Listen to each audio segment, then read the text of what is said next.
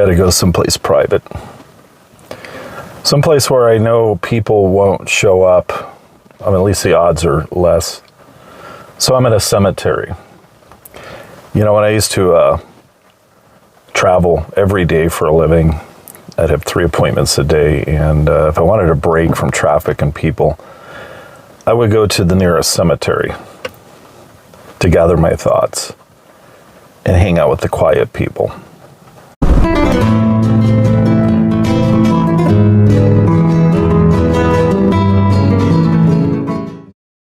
This is where my dad passed away, right there in that front window, his hospice bed. And that's where my mom passed away. Oh, it's being remodeled. So, what I'm so relieved in understanding today, like this morning, I had just this phenomenal dream last night. Not one that I'm going to get up and paint. It was for me specifically. And things, this type of information is becoming more specific. I have the universe, the field, taking care of me. I am clearly instructed by what I'm seeing not to share certain things anymore, because you're just going to percolate the negativity and the NPCs back into your life to shine a mirror on you once again until you realize that most NPCs are mirrors, and 50 to 70% of them have no inner monologue. They don't have that voice that I have, that I listen to, and then I have to meditate, and I have these great conversations with it, and maybe that's why I've never felt lonely, ever. I've never felt lonely. Maybe that's it. 50 to 70% of people that roam on this earth have no inner monologue. You know, you would think it would just be quiet and peaceful. Maybe they're the ones. Maybe that explains why some people, most people, half of the people, feel extremely lonely. 3 billion out of 8 billion people are consciously aware. They're here.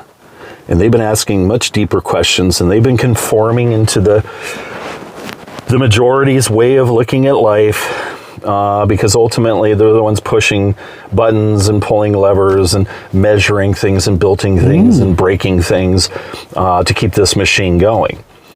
I feel so much relief today knowing that it's time for me to go. And not go as in dying. I've said enough. And meaning face-to-face with people. Anything I share at this point is going to be on YouTube now or Facebook. I need to keep that distance. But what the higher percentage of NPCs in the earth do that just pull levers and turn knobs,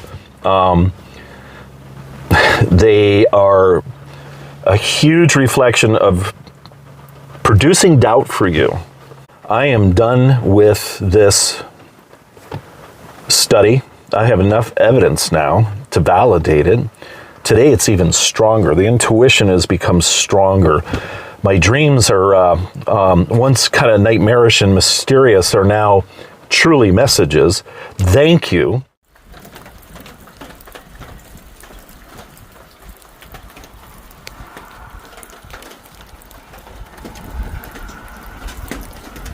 There's a moment that comes to everyone. You know the one I'm talking about. Someone says something about you that stings. Maybe they question your intelligence, your motives, your worth. And in that split second, something inside you ignites. You feel the compulsion to justify, to explain, to defend. It's almost involuntary, like a reflex.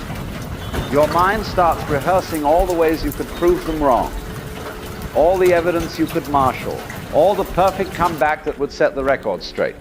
Here's what I want to ask you, and I want you to sit with this for a moment. What if that entire impulse, that seemingly natural, almost biological need to defend yourself, what if it's based on a fundamental misunderstanding of what you actually are? I know that sounds radical. I know it goes against everything we're taught. We're conditioned from childhood that we must protect ourselves, our reputation, our image, our sense of self. We're told that to not defend is to invite others to walk all over us. It's seen as weakness, vulnerability, an open invitation to attack. The world, we're taught, is fundamentally hostile, and we are fragile things that must be constantly guarded. But what if I told you that this entire framework is backwards?